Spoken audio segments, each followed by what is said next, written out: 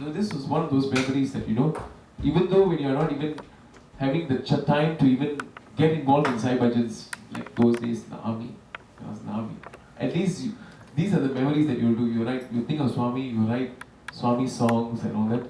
And, these things all do happen, right? Yes.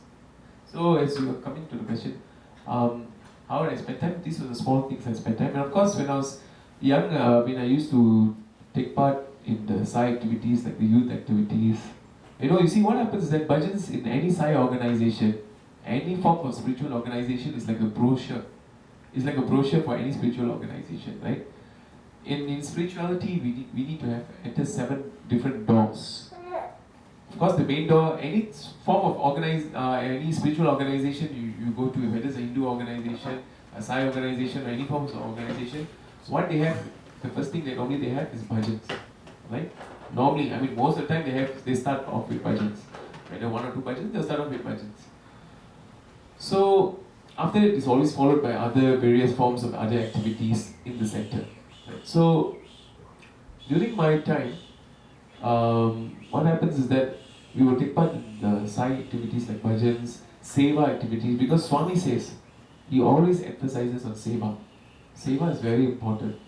Bhajan singing is of course good, but when you can do seva, you can reach out to the public, that's very good. And we used to do this thing, I don't know whether you all practice it. It's called Love in a Box. Have you all heard about Love in a Box? Love in a Box. Okay. It's one of those economical way for you all to spend your money. If you want to give someone like the poor presents, because some people will be thinking, what shall I do to give some money to the orphanage? Shall I give this present which is maybe worth $50? Shall I give a voucher to this child which is maybe $100? Or you will be thinking of so many things, right? Love in a Box is different. Basically what we do, just to share with you all. Okay, do you know shoe boxes, old shoe boxes that you don't need, right? Just an empty shoe box. Normally what we do in a Love in a Box, we have this thing called, normally we always give it to the orphanages for Christmas, okay? And in one box, normally there are about 7 items. 7 items or 8 items, if I'm not wrong. And what are those items? Normally, we give a pair of socks. Basic requirements, socks, a t-shirt. If it's for a boy, it's a socks, t-shirt, and a blanket. Not blanket, sorry. A towel. Maybe it can be a towel, and then we'll give maybe some toiletries, like like bathing stuff, like toothpaste, brush, and then maybe I don't know, some home, whatever, right? I know, basic stuff. And we would put, if it's a boy, normally we will buy a toy car, maybe a toy car or some X-Men figurine or something like that. If for a girl, we'll buy for at least the one toy that we'll give them is a Barbie doll or something, whatever that our girls would like. So normally we'll do that and we'll wrap it up and give it to them as a Christmas gift. And normally by doing all those, even in terms of spending wise also, everybody used to spend on an average of $10 to $15 maximum for all those items. And people used to buy hundreds and hundreds of those boxes to give all those children. And this is one of the best ways. Because generally when we ask any organization to do this kind of things, they'll be like, some organizations will be like, oh, it's quite expensive, I don't know whether people will pay and all that. You think about this money wise, right? Every time money will be the issue when it comes to all this. But for us, we will just tell them, okay, this is the best way to give a child for the orphanages and all that. If you want to do those kind of simple seva, we can always do like that. Yes. So we used to do that. And then, so I would say the bhajans is just one of the door in our spiritual activities. And then we have generally like seva activities, which is the second door, study circle, which is our third door, AHV Balikas, which is our fourth door. So many forms of doors. So once you finish the seventh door, then yes, maybe you could reach the stage of spirituality. So not many of us have entered all the 7 doors. So this is just one, Bhajan Singh is just one of the doors, that's all. Yeah. Just to share with you all about my life, how I became a musician. A lot of people ask me, how you became a musician? You're an accountant, how come from an accountant? I used to work for PwC. How come from a company like that you became an accountant? You became like a person who's like being full-time in music, right? Well, yes, I had the grace to learn vocals. I used to learn Hindustani vocals from my guru, Pandit Chandrakanji. And he lives in Toronto. He's from Singapore, from Mumbai. He moved to Singapore and now he's retired. He's retired his whole life with his children. He's staying in Toronto. So what happened is that I used to learn vocals from him. So in Singapore, we have this school called Temple of Fine Arts. Those days it was known as Kalamandir. Okay? So, a bit about my background. People ask me, so Ravin, what are you? Tamil, Telugu, I just tell them I'm everything. Then you'll be like, okay, so explain, what's your everything? Okay, basically my ancestors, right, who came to Singapore, most of them actually, I don't know why, I think they went against their parents, I think. They didn't believe in arranged marriage or decided to go to love marriage. So, you see, my mother's mother means my nanny. She's a Rajasthani. So my grandmother, my maternal side, my grandmother, she's a Rajasthani. But somehow or other, my nanny fell in love with my grandfather, who's a Telugu. So my mother became half of her blood is Rajasthani, the other half is Telugu. And I became 1/4 Rajasthani, the other quarter Telugu. Why? Because father is there, right? Paternal side. So my father's father from Tamil Nadu came down to Singapore those days to work. My father's mother is a Malayali. So you get, I'm not South East West basically, and equals to Ravi. So so this was one of those things that happened. So prior to that, so people are sometimes asking me, can you sing a Malayalam song? I can sing a little bit of Malayali songs. Telugu songs, I can sing some Telugu songs. Tamil songs, yes, I can. Hindi songs, a little bit I can sing. Okay, fine.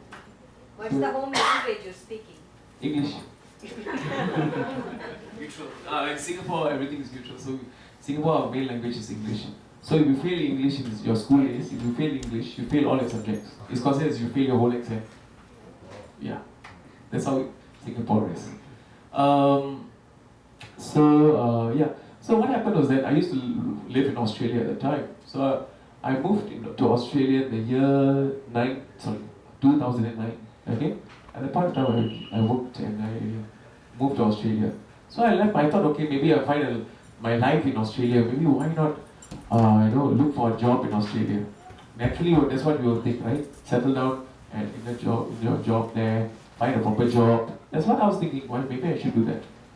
I mean, what happened was that I left my job in Singapore as an accountant. I came to Australia. What happened was that I couldn't get a job. It was so difficult. They told you stay in Australia for 2 months and then you see whether we can. This company said we can see whether we can get a job or not. And you know these companies, they will talk, but nothing will happen. I was one of those fellows who was fooled basically. I thought, okay, maybe I'll just go to Australia. And luckily, I had a friend of mine. He was my secondary school friend who was living in Australia and he was having a job of his own. And he was a bachelor. He was staying in his own house. He said, "Naveen, come, never mind. You stay in my house. I just pay the rental every." And in Australia, the rental system is every 2 weeks once. Okay, so every 2 weeks once, I have to pay my rental. So I was staying there. I was living by the food, the rental, and all that. I was thinking to myself, oh my God, my savings is going down and down. What am I going to do with that? I said, I better find a job, and I said, better do an odd. Whether if I do an odd job also, being a degree holder, whatever it is, you need a job, right, to have some form of income. And the good part about Australia, okay, I don't know whether how many of you know, if you work in a petrol kiosk station, or you work even as a cashier in a normal supermarket, you get paid $18 per hour. It's good money, right? Still considered very good. I was pushing trolleys in supermarket. Okay, it's like what do you have here? Yes, what's that? Yes, right. Yeah, I was doing that. Coles, we call it Coles in Australia. So I was pushing trolleys in supermarkets. I used to deliver pizzas for a living. And you won't believe all this, okay? I never used to be a type of person. I mean, when I was growing up, I was very lucky because we had maids at home. So I was considered a bit spoiled. I did not even do a single bit of sweeping up the house and all that, okay? And because of that, karma returns, right? I have to push trolleys now. I was a person who never used to cook. I never used to cook at all. In the end, what happened? Karma. I had to bake pizzas and deliver pizzas. Okay, so I used to do 2 jobs a day to earn a living, right? So one fine day, what happened was that there was this person. His name was Deva. He's a cashier. He was working as a cashier, and he was talking to me, and he asked me, he said, "Ravi, so what do you do for a living? I mean for your hobbies. What do you do? Your hobbies." I said, I like to sing and all that. He was like, "Oh," he said, "you're from Singapore." He didn't know it first. He thought I was from maybe India or somewhere. And he was this person. His name Deva. He used to live in Chennai. He was from Chennai, but he was actually working in Singapore at one point of time before he even moved to Australia. So Singapore was one of his stops. He was working as an electrician or something. And he was telling me, oh, I used to go to this particular bistro whereby they used to play Indian music, live Indian music and all that.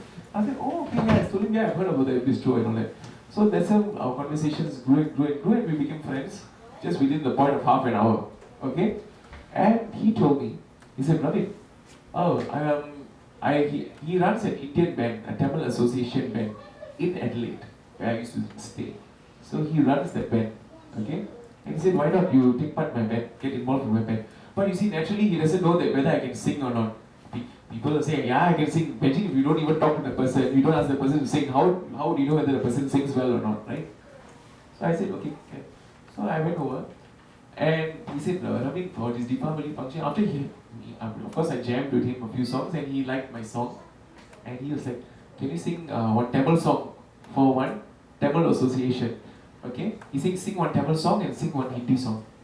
See, because the crowd would be North Indians and Sri Lankan Tamils who used to come for these Deepavali functions. But you won't believe, these people who come for all these functions, right, there were about 400 of them who held in a big hall. We were not even getting paid as musicians, okay? We were not even getting paid a single cent. They exploited us, they made us sing, but I would not give you one even $1. So I was playing the harmonium. I only did it for exposure purpose, right? So this was like 2009. So yes. So what happened was that I played the harmonium and I sang this Tamil song. I'll sing to you all again. I think most of you who like S.P. Balasubramanian, you will probably like this song. Vanilla, Nila, Unvalibam Nila, Nila, Inum Nila, Devi Nila, Nila, Nila, Natinga Venila, Nila, Nila, உன்வாலிபம் நிலா தெய்வம் கல்லினா ஒரு தோகையின் சொல்லினா தெய்வம் கல்லினா ஒரு தோகையின் சொல்லினா பொன்னிலா பொட்டிலா பொன்னுகை முட்டிலா அவள் கட்டம் ஏற்றிலா இன்பம் கட்டிலா அவள் தேக கட்டிலா இன்பம் கட்டிலா அவள் தேக கட்டிலா தேடிலா காதலா ஓடலா கூட அவள் மீண்டும் பண்ணிலா. So I sang those songs. And for the Hindi song, I sang this particular song. I'm sure you all know the song.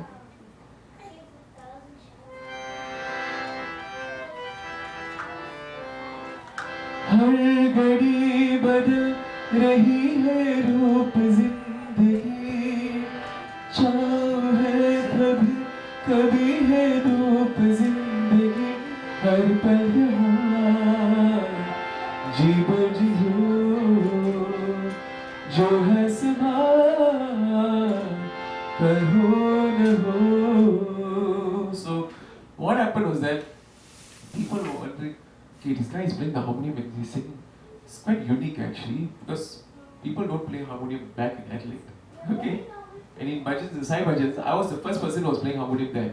People will just play like what she's playing Dola and the Manjira, Jaganjira and sing. That's all. There was no harmonium involved. There was a guitar, that's about it. So, yeah. So when I was singing, whatever, 2 people out of those 300, because people who attended those functions, they were all nicely drinking as in not water, but some other drink. Okay?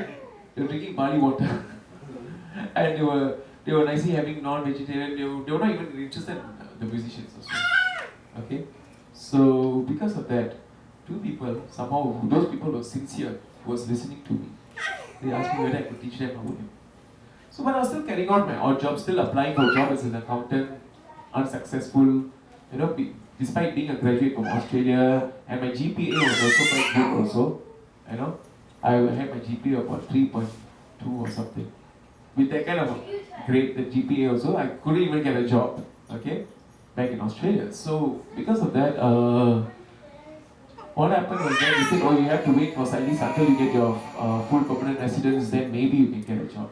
That was the answer. I was like, okay, fine.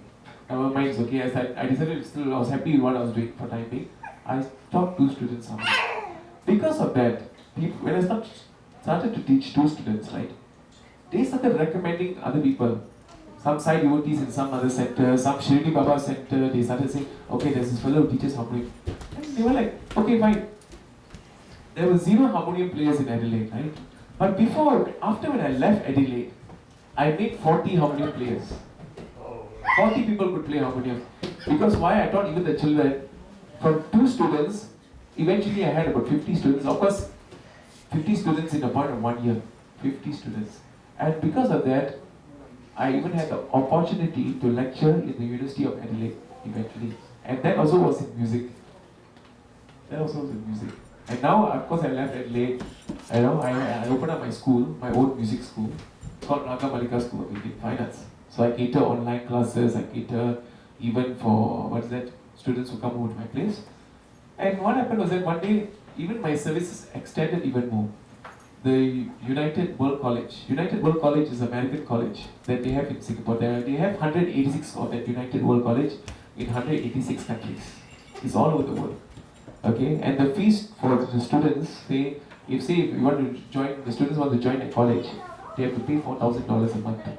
It's one of those expensive colleges. And talking 4,000 a month is for grade 1 students, grade 1 to grade 6. After that is from the high level is, after that is from before grade 12, 10 to 12, they have to pay at least like $6,000 or $7,000. And who normally studies there?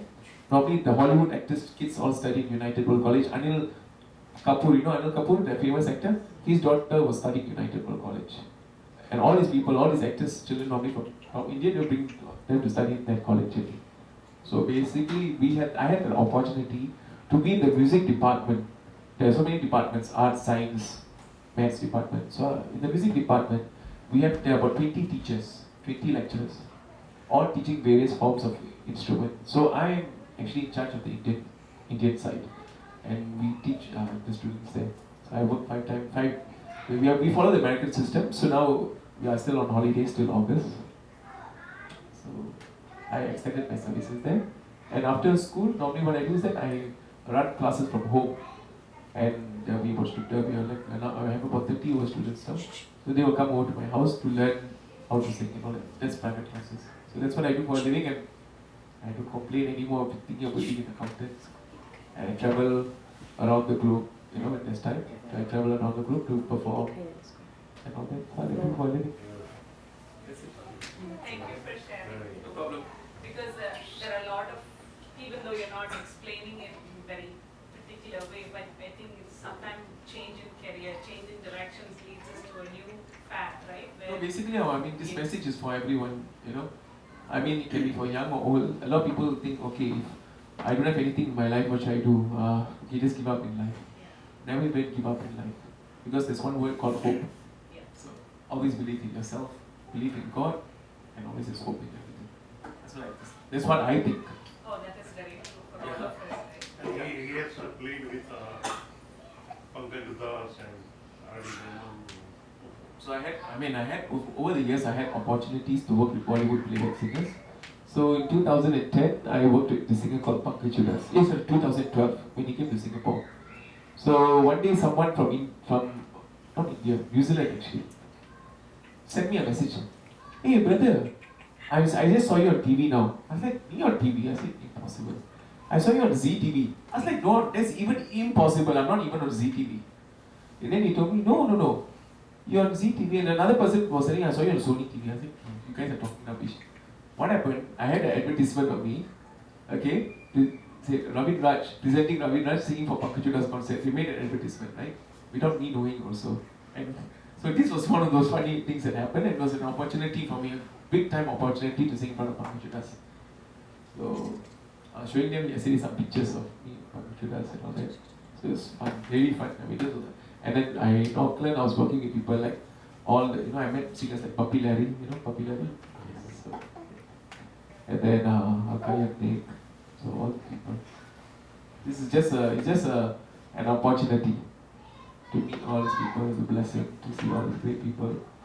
Because this is opportunities that will come by. But you see, whether I sing all these ghazal songs, film songs, and all that, yes, it's nice. I enjoy it. But to be frank with you, it's nothing like singing bhajans. Bhajans, why I say bhajans? Because bhajans gives you a peace of mind. And when you sing bhajans, you give other people peace of mind also. When you sing other forms of music, yes, it's good. People enjoy it for the entertainment point of view. They enjoy that entertainment point of view. But when it comes to bhajans, you bring that peace to people. That's why singing bhajans are very important. Even Swami has said, if you cannot sing, don't sing. Because why? Because Swami said, every single person who's coming to the center, there will be some people who are having a lot of problems back in their head. And you as a bhajan singer have to do the duty to that person, to the devotees who are coming for the center. So of course we generally can say what happens, bhajans, when I come for bhajans, it doesn't matter, right? I'm singing for God. Who cares what other people think?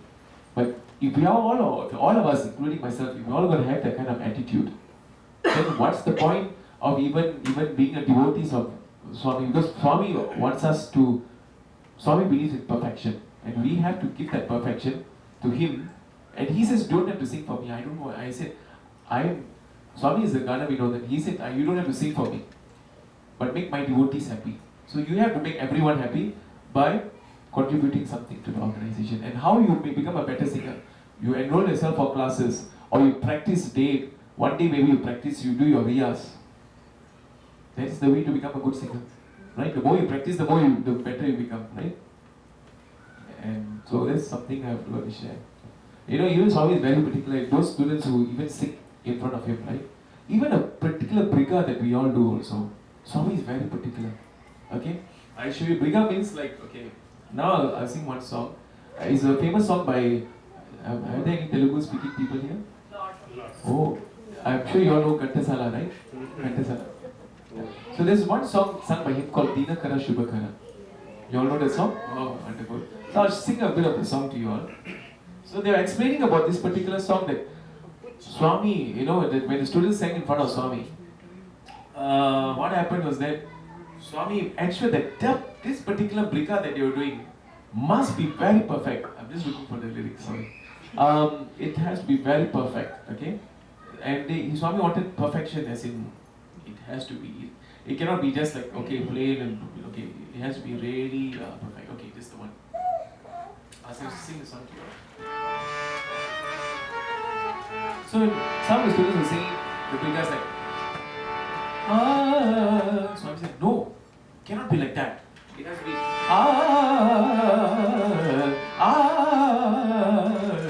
It has to be precise. Swami wanted it to be extra precise.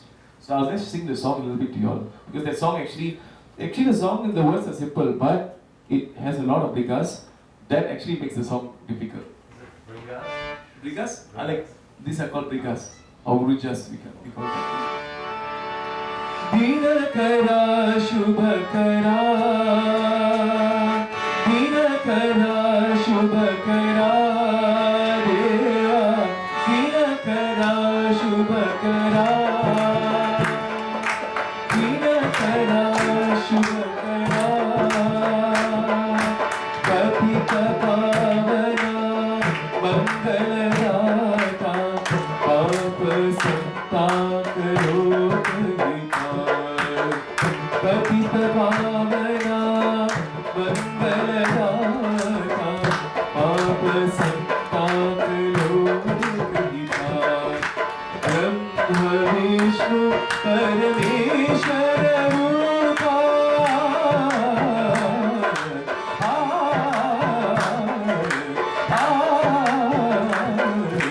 Brahma Vishnu Parameshwara Rupa, Vivita Veda Vijnana Nidhana, Vinata Loka Paripalaka Bhaskara, Dinakara, Deva Dinakara, Deva Dinakara, Shubhakara.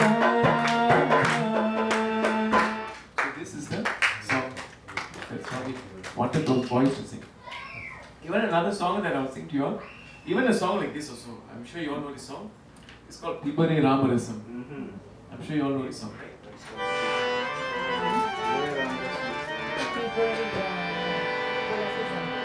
Pibare Ramarasam. So when the boys used to sing Pibare Ramarasam, Swami said, no, you have to call up the Ram has to come to you. So they used to do Pibare Ramarasam.